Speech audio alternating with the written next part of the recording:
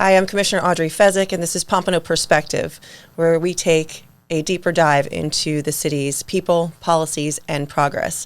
And today I am joined by a very special guest, my father, John Burkavage. So good to be here, Audrey. Yes. And the reason why I wanted to have you here is because you have been in Pompano for quite some time. Here, there, here, there, here, there. I've been in a lot of places, but the majority, I've probably spent more time here in our married life than anywhere else. Between living here for probably, I guess, about 11 years and visiting here, I don't think I've missed a year since Mercedes and I, your mother, met in college at Marymount College in Boca Raton. So I think we've never missed a year. We used to bring the kids down here. We were in Pennsylvania. We would bring you guys, we'd pack you all up into a van. We'd start driving and not stop. And instead of going to the Jersey Shore like all of our neighbors did. So that was how we, and of course your grandparents lived in Pompano while we met even in college. So I know the area well. That's why I call it my second, sometimes first home, because I feel very much at home here because I know what I used to like. Now there's a lot of new things to like, which is very cool. It is cool. Yeah, no, so and when we moved down here, so I know that I can't remember a summer we didn't come down here or several times a year sometimes, since before I was walking. Yes. But we lived here also when I was in high school. We decided to move south right before Andrew.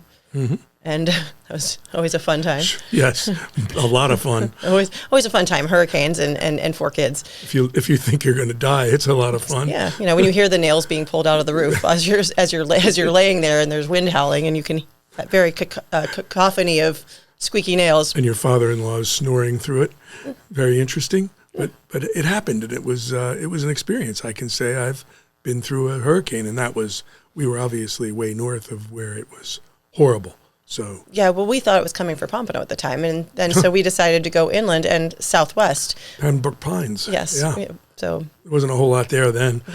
There was not. But speaking of that, that's what I'm saying. That's from not a whole lot there then. There wasn't a whole lot in Pompano in 92, 93, 94, like compared to what there is now. I think that's the main thing that I can look at and say what is different. Well, number one, the development. There's been a ton of condos, high rises, new houses that have been redone, a ton of, in some ways, positive growth, and in some ways, as looking at it from 30,000 feet, in some ways, not so positive. I think the biggest thing that I can put my finger on that's not positive is the congestion and the amount of people living in such a small area. It was that way when we lived here before, but now it's that way that we remember on steroids. So things that have been done to try to make that better, the beach area, which draws more people to the beach, and the beach improvements, very, very nice to look at. I remember that little old concrete wall that used to be there with the sidewalk, and you could park there with not a whole lot of fear of tickets or anything like that. But the beach area, I think you have to look at it and say, well, that's an improvement. Because you drive up from Fort Lauderdale where everything was new and sparkly, and then you get to Pompano, and old Pompano, yep, that's all. And I think that was a huge improvement to the area, and it's nice to be able to walk that sidewalk and just look around, and it reminds me of what we used to go to Deerfield Beach to experience that exact thing, just the beauty of the beach and the development that had occurred there. So very much, and it's very interesting when you drive up Hillsborough Mile. Another thing, there used to be these old Florida houses with jalousies and things back in the day, and now, McCastles, unbelievable growth. I have to check myself when I'm driving up there, and I wonder, where the hell does all this money come from? I mean, it's just boatloads and boatloads of money, which is great, I guess, for Pompano. Got a lot of tax base, so good. that's another probably sad when you look back on the kind of the old Florida look of it, but also good in terms of, okay, you know that this area, we always knew that it was going to grow. Yeah. And I'm also looking clearly at the real estate prices from when we got here. My gosh, it's unbelievable. I think we were here in probably 90. It was 92. 92. So, the house that cost us $120,000 in Harbor Village is now we did a little renovating and somebody else came in and really gutted it again. Yeah. That house is somewhere approaching $800,000. It was sold a few years ago, a couple years ago for $650 or somewhere in there. Yeah, so that's that was a couple years ago. So you look at that neighborhood and a dry property, not even on the water. So those are the things that you kind of look at and go, my God, I couldn't afford to live in that house now. Well, it was very affordable back then, but I don't know. I think overall, I have to give Pompano some good grades on some things. And the biggest thing I see around town is, that what I've noticed is congestion. Yeah. And I think a way around that is, using a golf cart. If you're just going to stay on the beach side, which is very, very convenient. We did that a lot when you were running. We ran around on the golf cart. But I also notice a difference in the people. And I think from that point of view, I see a more diverse population, especially on the east side. I feel today like Pompano is a little more friendly than it was back when we moved here. People tended to be a little more not so hesitant to embrace visitors from, let's say, the northeastern part. While there were plenty of them, there was just this little, I don't know, it was a bit contentious, to put it that way. I don't feel that way now. I feel like now I noticed it the other day when we were walking, and everybody that we walked past said, "Hi, good morning." That never happened back then. I was surprised at the friendliness. Yeah, with us being on Briney, we walk that stretch of the beach, and whether it be summer when there's much less people walking, but anytime we're in season, just even getting out of our driveway or taking the trash out does not come without people saying, "Oh, hi." Right, it's very friendly, and I think that is a bonus because it wasn't like that before. In fact, I remember in 1996, I think there was there's Something About Mary, that movie. Yes. And so, what was his name? Chris something or other. But he was the guy that was the pizza delivery guy that was pretending to be a British guy or whatever. Right. And when he got found out, he kind of sheepishly looks and goes, "Oh, I live with my parents up in Pompano," And so it was Pompano was a joke, and it was not a good one. It was, I think, but it was also a gem. In terms of, there was all this development in Miami, there's all this development in Fort Lauderdale, and then you had this little sleepy little fishing village that was definitely needed some love, but you had then, of course, just north of that, Boca, which was, and Palm Beach, which again, so it was only a matter of time before developers and the general public, things fell into disrepair enough that it was time to turn it around. Right, and we used to call it Boca. Yeah. Boca. Where are you going? I'm going to Boca. So, at any rate, we were very involved in Pompano when we lived here. We went to, when Pompano had a police department, we went to the police department and took a course. It was I believe it was like a 16-week course. It was the Citizens Police Academy, and we learned all about how the police operate, what they do, and we actually got to even shoot weapons. Where your mother happened to be a very good shot and shot the target in a couple places that the police got a big kick out of. They said the last one was for spite. So anyway, she cemented her don't mess with her. So we also got very involved at the first time since we lived in Harbor Village. We wanted to see something happen with Harbor Drive, because Harbor Drive was really, I'm going to say, an eyesore, and it was not safe. So we started the path on Harbor Drive, which started out as just a little paved area that was carved out, and the city was pretty cool about it. They went along with it. There were a bunch of us that got together, and mainly we proposed it as a safety measure. Look, somebody's going to get hit here. It's not going to be good. We need it for safety. So they went for it, and of course that was the beginning. We had no idea. We thought we would always drive and look at Harbor Drive and say, "Oh my gosh, this could be so beautiful. There should be a sign here, a nice sign, not an old wooden sign, Harbor Village. No, a really nice sign and all the work done on all the work done on the water. Mm-hmm. I mean, absolutely fantastic. The way now I come back and I look at that, and it makes us very proud when we see what was done to our old neighborhood, and it's just a really good feeling to see progress like that. So what you're so what you're referencing is that the walkway on the that's along Harbor Drive, which Yes. now has beautiful landscaping and roundabouts, which weren't there before. But but the idea that people can walk from pretty much the span of Harbor Drive at this point. I think it goes up to 12th, as we did somewhere. yesterday, Right? As you did yesterday. or day before. Sorry. Right. And so it is something that is relevant too now, because even back then it was a safety issue, and now with so many more people coming in and more just to the west of Harbor Drive, I know that a lot of people in that neighborhood and a lot of people of the area just south of Atlantic, even in that neighborhood, they're also looking at potential adding sidewalks and walkability just for safety purposes. Really, at this point, there's a lot of families in that area still and there's a lot more car traffic. And that's my biggest concern is with all of the development. You can't stop some of this development. Look, I still think We're trying to bring you back. So. But we have this situation where we happen to be like right on the ocean, and the climate happens to be really nice, and people want to come to Florida for obviously some other reasons other than that, which I won't get into.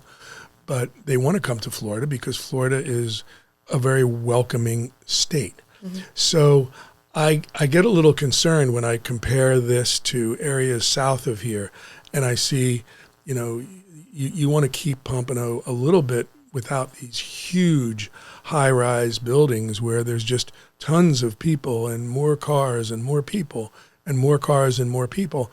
It gets to the point where there's a point where it's too much.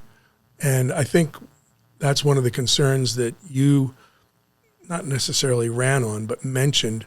We know there's going to be development, but it needs to be a little bit more controlled, and some more things need to happen before these things go up. Are they meeting certain criteria regarding the ocean, number one, which is I assume is a state issue? Are they building too big of a footprint? Are they building the buildings so they don't sink like the one that happened down south? There's a lot of concerns with that I hope that the city council will look into and really monitor what type of growth is going to happen. We had I'm involved in the Chamber of Commerce up in Port Angeles, Washington, where I live, and we are structuring right now a 5-year plan and then a tentative 10-year plan on growth and development, because we expect to have a lot of growth and a lot of development. And when you just sit down and go over this criteria, you bring in the community, you say, what is it that you want? What is it that you don't want? And our city council needs to listen better. And I think you can look at any small town. This is not a small town. We are. And you'll find that some of the people that get elected to these positions don't necessarily have a business background, haven't run a business.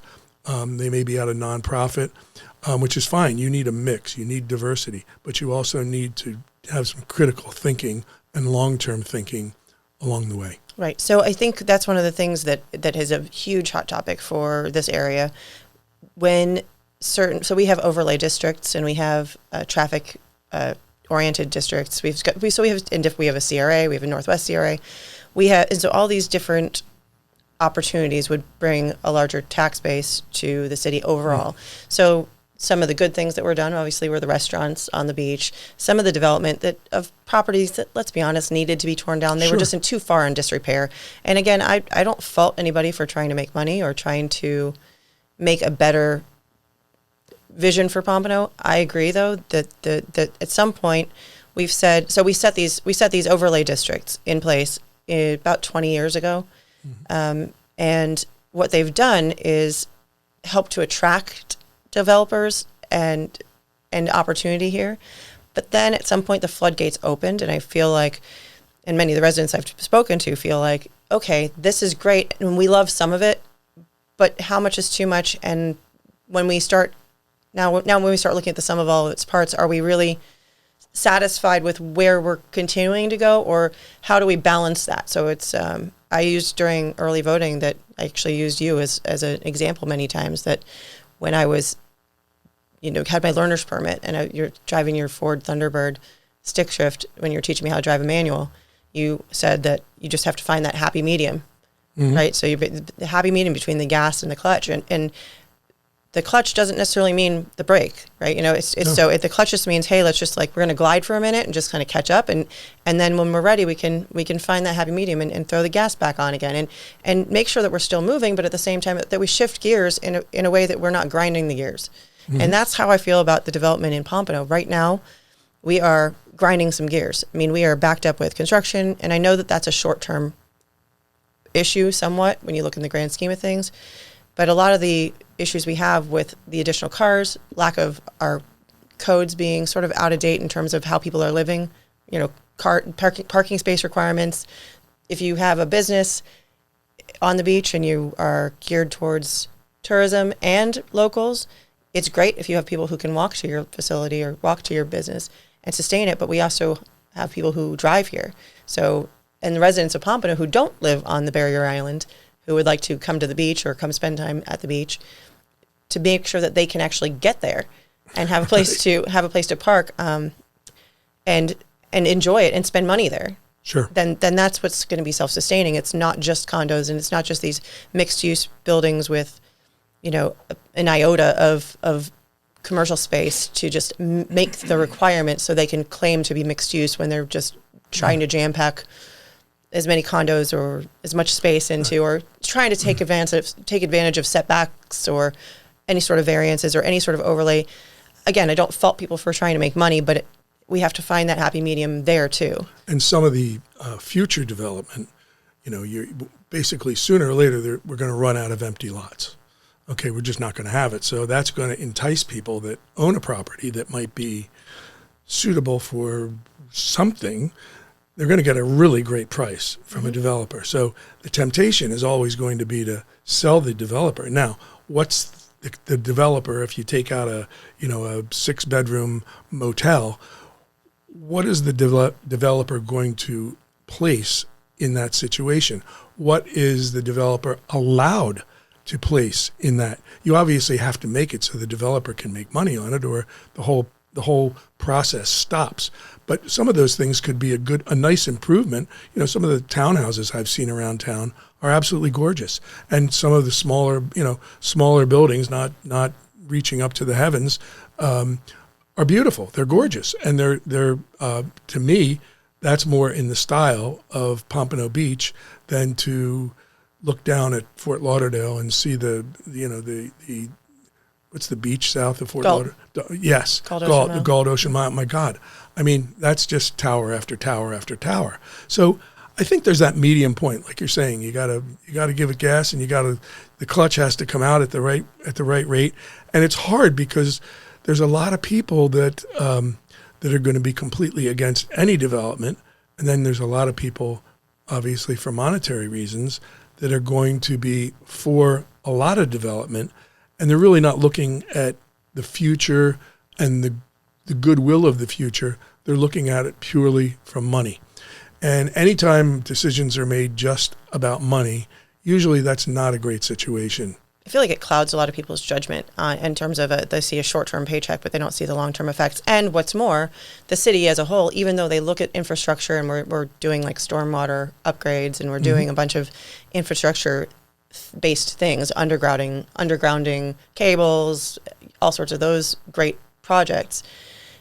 Overall, if you, like you said, a six unit motel, and then you put a 6-story, And that's being very generous, because now they're usually going 10, 12, right? Or depending on where they are, with 300 toilets.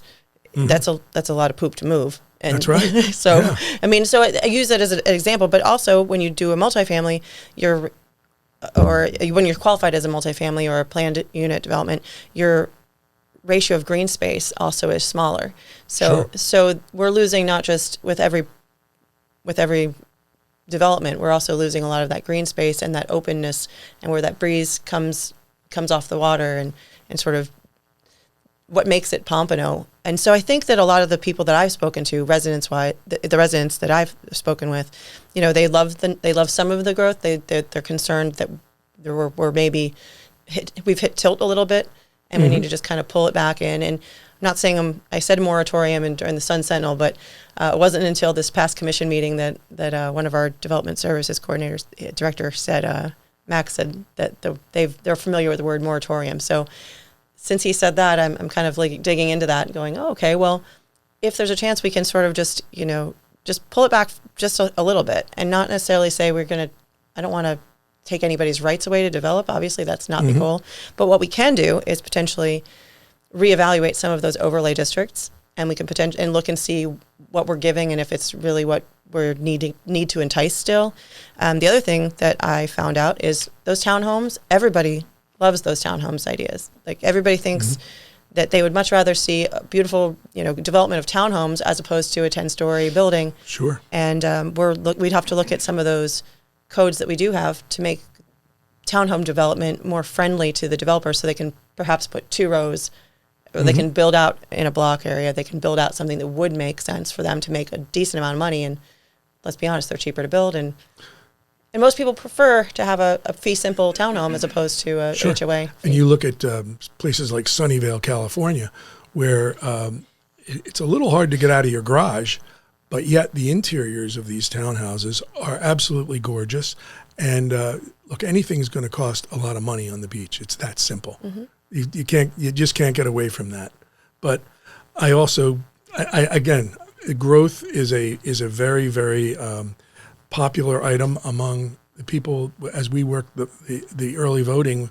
Your mom and I, the biggest thing that we heard was too much development. Too much development. Not all development, just a little too much. We need to put the brakes on it. That was the message I got for spending 2 weeks on the pavement, listening to people, talking to people. That was the main thing, and traffic. Those were the 2 things that bothered people the most. And I really think those are a couple of the things. You weren't running on the fact that you're going to stop development or anything like that. You just want to approach it with a more rational viewpoint. And I think that's all people really wanted in your district. So I think that they made a clear choice of who they voted for on those issues. Well, I'm not afraid to ask questions. I think you know that to be true, and or be good Lord, no, and or be persistent in my pursuit. I always use the analogy of you as when you walk into someone's house and there's a little dog, and it grabs your pants and it growls and and it won't let go. That's you. You get involved in something and you don't let go, and that's you research things. You're highly intelligent. You read a lot. You have the capability of absolutely hitting this role that you're in, which is the one you want, out of the park. And people should listen. And you can't get into this thing like goes on in the federal government where, well, you're a Democrat and I'm not listening to you. I'm Republican. You don't have that. You have just people that have one agenda and other people that have a slightly other agenda. And that is good for compromise. So you need to have compromise. Where that compromise, I don't believe, correct me if I'm wrong, there wasn't a lot of compromise before you got to be a commissioner. So now there's going to be a little bit more compromise, which is a good thing in life. I feel like there's now, at this point, there's an opportunity to ask questions. So Yes. whereas there was never a discussion before, it was just, all right, here's the vote, and the vote went 4-2, 4-2, 4-2, depending, and there would be very little discussion. Now there's actually real world applications and conversations about, budget, conversations about just practical matters, common sense matters, and things like that people are wanting they're wanting commissioners to ask that question. Yep. And it may irritate the people who are super pro-development who don't necessarily want those questions asked or answered in a public forum. But the reality is if you don't have that conversation, then sweeping it under the rug, it's still a problem. And then what happens is it gets approved, and then people see it starting to be built, and they're in an outrage. Well, that project started 3 years ago, 2 years ago, based on these votes or these changes to small ordinances to allow additional things to happen. And what's so cool about Pompano is you guys are blessed with an incredible tax base. It is a rich, rich city. Now, if you want to keep it rich, you make smart decisions. If you want to overspend and get into debt, then that's another issue. And that's where, with this kind of revenue coming in, there's things that absolutely positively have to be done.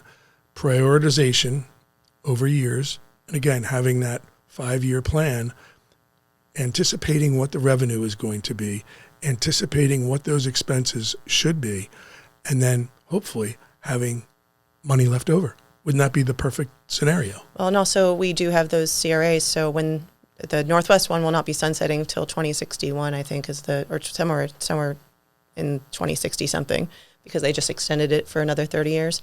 Whereas we have the East CRA, which will, if it's on track to sunset in 2031.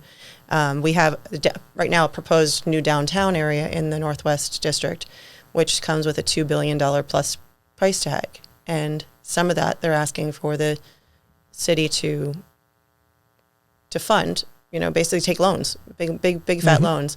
And the developer's going to come in and spend money, of course, but the city's going to be on the hook for some money, and then the city's going to be on the hook for parking spaces, renting City Hall if we change City Hall. So there's a lot to that, and I've gone through some of that. I still have to go through the rest of it's a contract that's this thick that they handed me in a folder, so I'll read through the rest of it. Well, you'll be the one that reads it. yeah. To read through the rest of it, but I will. You do that. I will. I know. And I will, and I'll have highlighter and notes and things like that. Absolutely. But outside of that, then we have other projects. We've had GO bond projects, so we've already allocated money been loaned money to do some projects in the interim. But one thing about CRAs that I think most people don't understand is that they're there to help grow the tax base, but then the areas that we've given up, and some of these areas that are in the CRA, they would garner a much higher tax base now than they did when we started, just simply because of the growth and development of Pompano as a whole, and because of their influence. And so when that does sunset, the city gets all of that money right now, whereas the city, it's frozen. So like if it was $10 back then for a property that the city would collect in tax, the city still gets $10, even though now the pot says 50 or 100, right? And the CRA gets the balance of that. So you're talking about a lot of money in that square footage. And the CRA sounds like a pretty good business. Well, everything has a purpose, right? And it did have a purpose, and it served its purpose fairly well. It's meant to get rid of slum and blight. That is the quote, slum and blight. And if you have been anywhere on the beach, aside from self-created slum and blight from the city, projects that are not done yet, I don't really see a lot of slum and blight in the northeast side anymore. Right. And there's some areas that, of course, there's things that can be beautified, but we don't have it. Is it working where it's supposed to work? I'm not sure yet. Yeah, well, that's part of the downtown. Did it work? Did it work where it was supposed to work? It's the Northwest District. The reason why it got extended is because everybody's focusing on the beach, I think, more so than the Northwest. So they're working on this $2 billion project, but I don't know that that's the right thing either for the community, because if you go to the community meetings, they would much prefer to have them tell you what they would like or be sitting at that table rather than have the project shoved at them. Yeah, they'd probably like to see some improvement in their neighborhoods, like sidewalks, right? Like safety, things like that. Substations. Yeah, exactly. that have been promised but not yet delivered. Yeah, those things. No, that's and look, you're going to have to realize as you're in your new role is that you can change some things, but you can't change everything, and Rome wasn't built in a day. Right. I think it's more so the fairness of it all and making sure that the priorities of public safety in the city and growth overall are prioritized, and not just in one district, but in all districts, and making sure that collectively as a city, as a whole, we're doing things for the right reasons. I was very impressed with the officer that's in charge of the homeless from the meeting last night. It sounds like Pompano is really, really doing an outstanding job of monitoring it, knowing who they are, taking care of things. You know, you can probably go in some neighborhoods to the west, and I think, again, if you have more manpower, people power on the street, and more interest in fixing those areas, I think those areas can also be a model for other cities around that look at Pompano and say, look at what they did. Look at how proud we are of really cleaning up that area and really doing some improvements.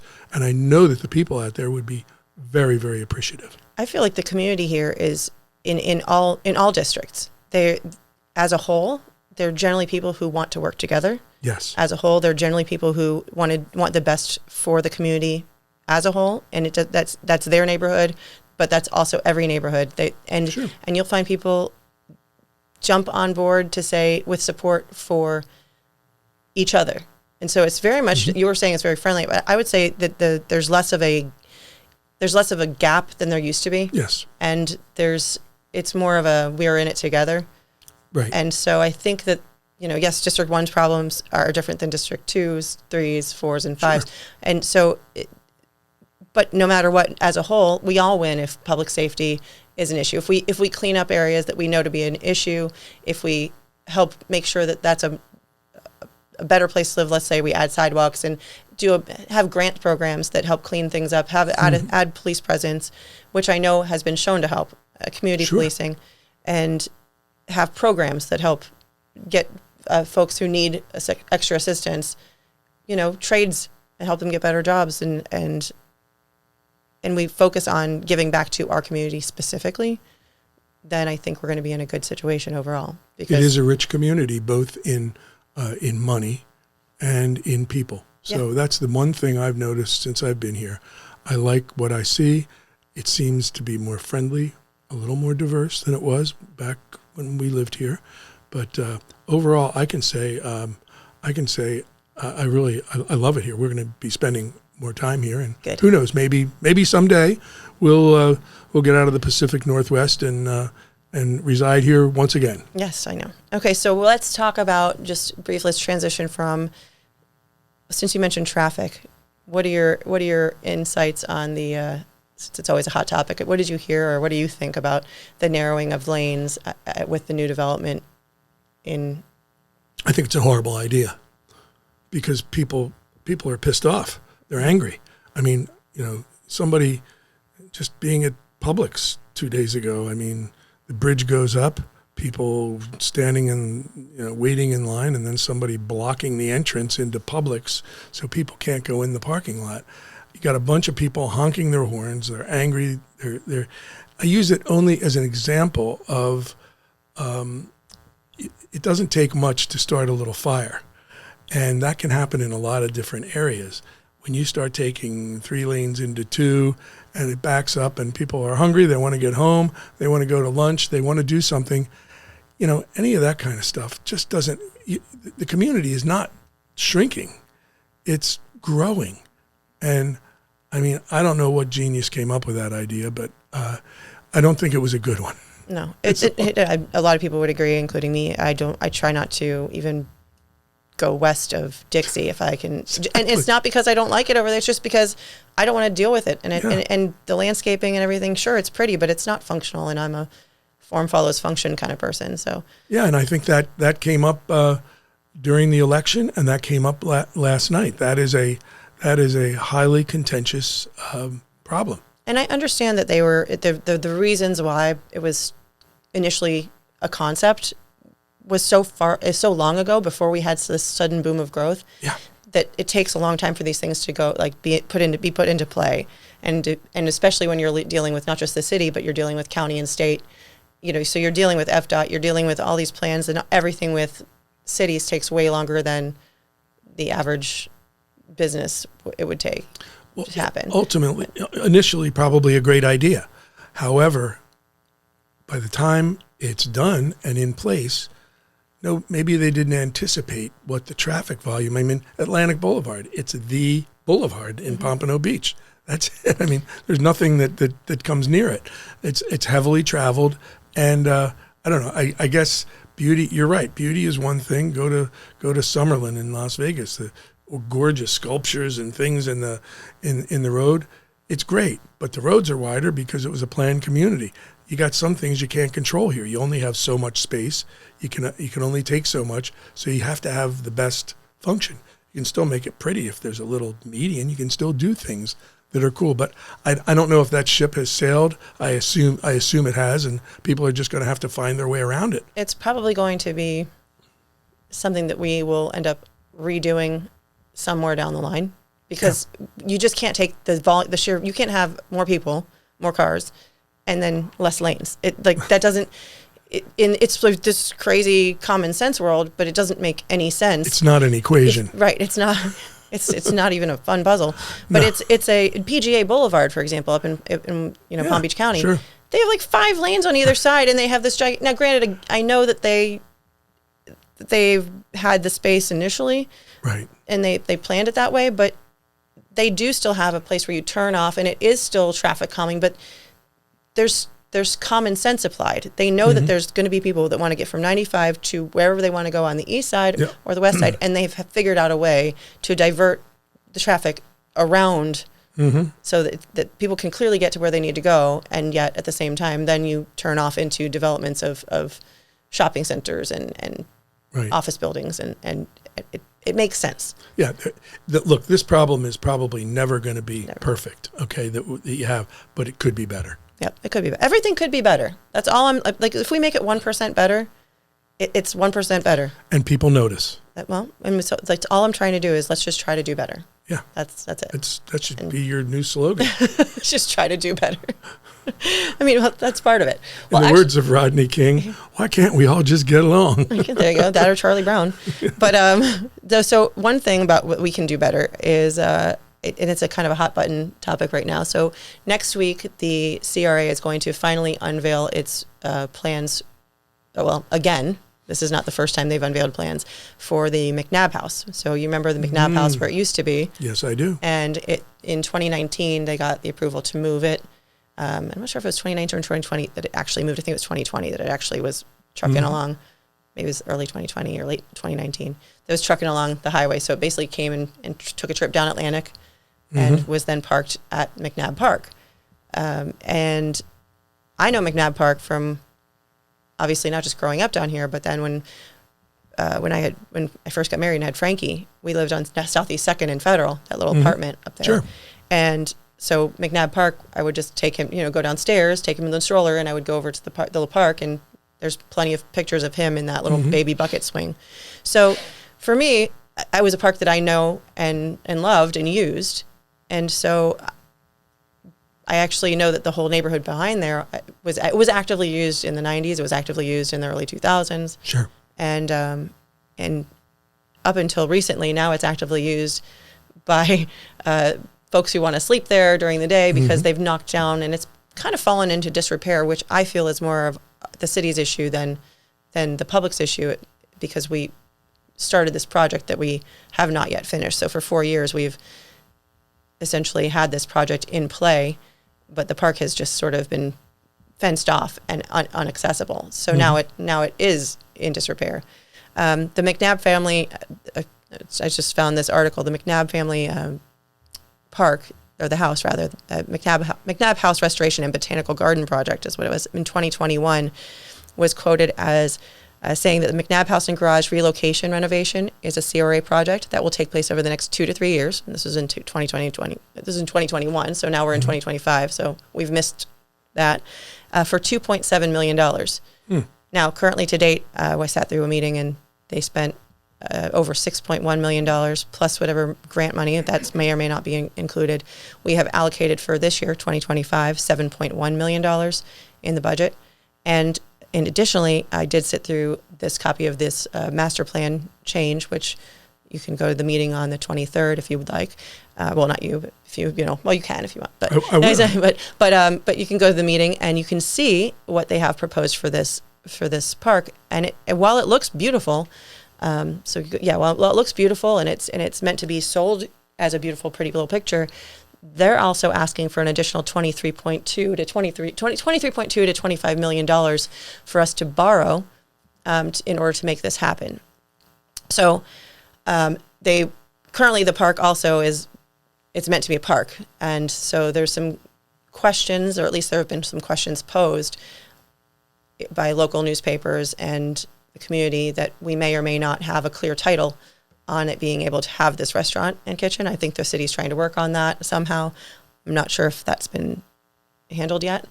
But this is the botanical garden that they're proposing, and then this is a classroom, and the idea is that it's going to have some senses, that's going to focus on 5 senses and be a beautiful area with a restaurant, kitchen, and a event pavilion. They want to keep this free to the public.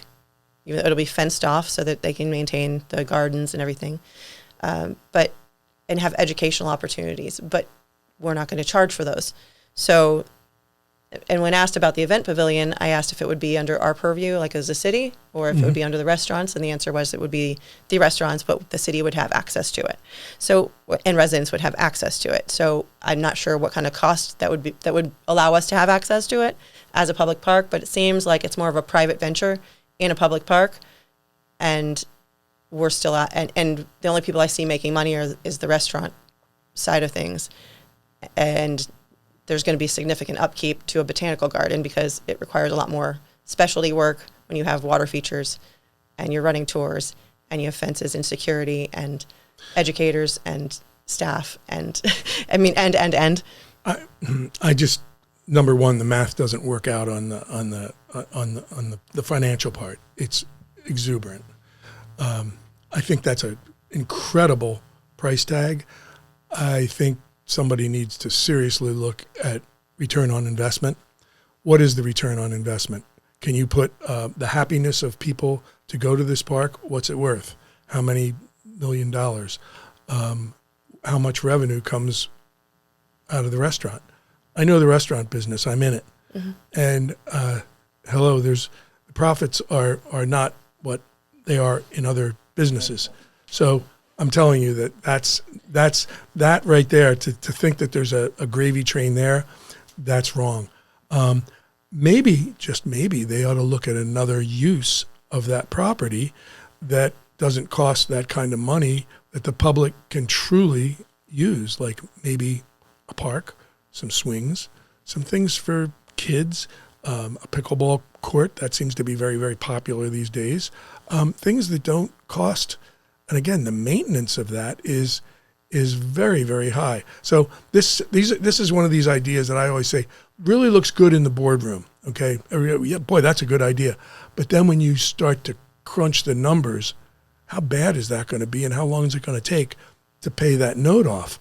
I think those are the kinds of decisions that make either a successful city or a non-successful city. And if you apply this one example, it seems to me like that's a big mistake. Well, I just my concern is we started off with it being $2.7 million, which seems acceptable, like as a park renovation. That seems totally acceptable, and it's taking place over 2 to 3 years. Again, totally acceptable time frame. But now we're over $27 million, and we're at 7 years. So because they're saying March 2027. So that's a 7-8 year project, and that's before we even get anything settled or done or loaned. The other thing is so the restaurant kitchen is here, and I'll show you that there's actually a floor plan that has for the McNabb House. Now the McNabb House existing, this is what they're talking about. There's storage. Because there's a secondary garage space. This is the second floor, which they need to shore up because it was never meant for more than a residential load. Sure. So a structural engineer also has to come through and make sure that this house is safe, and whatever structure changes need to be made to then support the commercial load on the second floor to broaden this, add the pavilion, add seating and coolers and make it a kitchen. But this house has been sitting unattended for 4 years for the most part. It's already had some structural issues. And so now we have to add an additional cost of a structural engineer coming into play and then making sure that we can use this house. So no matter what, at this point, we already have some cost with an engineer, whether it be with that previous floor plan or for any other use. But we used to have in this park, just so you know, we used to have a small building that was used for meetings and community meeting spaces. And that over time was demolished and went away. So now that we have this house, and I mean, one option would be just kind of shore it up and make sure that it's safe. And if we need to add something to the back end of it, but potentially maybe use that space as a community gathering area where it truly could be a community center and at minimal cost. And like you said, so we have 3.2 acres total and still maybe add an event pavilion. The concrete is fairly inexpensive compared to other things. Maybe a berm, some natural landscaping. And then, yes, I mean, the very inexpensive things is open space. And even if we were to fence it so the kids can't run into the street or to make it visually appealing, some landscaping that's easy to maintain on the perimeter. I just see that being a $7.1 million to do that we've already budgeted for seems a lot more. That's a lot of money. There you go, talking sense again. I know. I mean, it could be something without spending. It could be a very nice facility without spending all that money. That's all. And I think if you look at this as an example of, you can't, just like at home, you can't borrow. Even though you've got this incredible tax base, you just can't keep doing that. And because there's things that come up that you have no choice. You have a choice on this. There's things that you don't have a choice on. When something breaks or something bad happens and you have to spend the money, you have to have the money to spend. Oh, we're going to go to the bank again or go to the well again or go to okay, maybe they can get grants for this, but not that much. No. Not $27 million. No, they can't. I'm sorry. They can't get the grants that much for that. And so this is a perfect example. Well, right now, our next commission meeting we have, and the notices went out the first time it went out regarding our wastewater. So our wastewater, the city has transitioned to Broward County over a number of years. And with all of the updates to the stormwater drains and costs, they initially sort of forecast that there would be a 4% increase. And it turns out that Broward County gave the city a bill and it's a 14% increase. So, and the city has asked taxpayers to shoulder that, right? And so at the last commission meeting, one of my questions was, that's a lot. Sure. So if you're asking for everybody's money, when people are already getting nickeled and dimed on HOA, on condo fees, and you're living on a fixed income and you bought this property or whatever, you live in a condo or you live in a home and your taxes have gone up, your insurance has gone up, everything has gone up. And then now you're asking people to spend, to dip in and open up and pay more for their water and utilities. The reason I'm bringing this up is because when I asked if there was a way that we could subsidize some of that cost to make it so that it was acceptable, or I understand that there is a cost, we didn't have any plans or any money in the budget to take care of $1 million change. But yet we want to borrow more money for this? And so, and then, so it's hard. And then I'm sitting through the budget meeting last July, and again, streets being paved and speed humps and sidewalks and beautification projects just within the city that just need to be done. And they've been done on a 10-year cycle, but not done well enough because we still have massive issues. We're trying to steal money from a budget to reallocate. We pulled I think they pulled like $60,000 out of something else to put it towards repaving and road beautification. So I feel like we're cash poor when it comes to public services and public safety, and we're spending like we're drunk teenagers with dad's credit card. Like when it comes to something that can be sold to people, but we're not going to get the money back. If you spend the money on something like you're speaking of, that would leave a lot of money that they didn't spend that maybe could help with other things. But the point is, they don't have the money anyway to do that. Right. So they're borrowing. So that compounds the problem. Right. And we still have the problem with the streets. I mean, it's slowly getting done. There's nothing more important than infrastructure. That should take a priority anywhere. Right. You have to look at the infrastructure. If the infrastructure doesn't work and it breaks, that's a huge, huge bill. And that's what I think a lot of people are concerned about. It's a beautiful project, and I think everybody agrees that something now has to be done. They want the park back. They want to be able to use it. They want it to be cleaned up. They want it to be something that doesn't look like an eyesore, which it currently does. Mm-hmm. And so everybody's in agreement that something needs to be done. I just don't know personally that what I've heard that people want this. All this. Right. But they would like the park to look beautiful, and they'd like to have it stop saying coming soon or stay tuned. You know, stay tuned 10 years later is like a running joke at this point. So yeah, that could it's not easily 10 years, but it will easily be. That could easily become a very nice park that people could use and families could go to without spending $27 million. Right. Very I think simple. so too. Yeah. Okay. So okay. Yeah. Case closed. We made the decision on that. Well, I mean, the community will ultimately make the decision, and yes. but I just want to point out that that's a heck of a lot of money for a park that then would have, with botanical gardens, you have upkeep. Sure. It's not the same. And with water features, you have upkeep. Sure. And I think they mentioned a koi pond. That is also upkeep. And if you're not making money, and then of course, let's we live in South Florida, to have standing water. If you're having a koi pond, whether it have fountains or not, mosquitoes are. And check me if I'm wrong, but don't some of the birds around here like to eat fish? Probably, yeah. Yeah. That's also a good point. We're gonna have a seagull, seagull with koi. That could be a very sensory experience. You just have half a fish drop on you. Now watch this. God. Yeah. Now we've taken it right to the morbid area. But yeah, so anyway, so I'll put there is a save the date. So there is if people are interested to see, and I'm not discounting the hard work that has been put into this. I'm sure that people have the best of intentions. I know that the best of intentions sometimes lose sight of common sense, and the amount of money and time we've spent on this already. Sometimes you kind of go, okay, well, at what point is too much, and that's part of the conversation. From 30,000 feet, too much. Yeah. Okay. Just an opinion. Yeah, just an opinion. Well, it's good. And all right, so I think that we have talked about, development. We've talked about the McNabb House. We've talked about traffic. Is there anything else you want to discuss before we sort of wrap it up? Oh gosh, I've already probably said too much, but I do love Pompano Beach. It's something I talk about all the time, even where I live.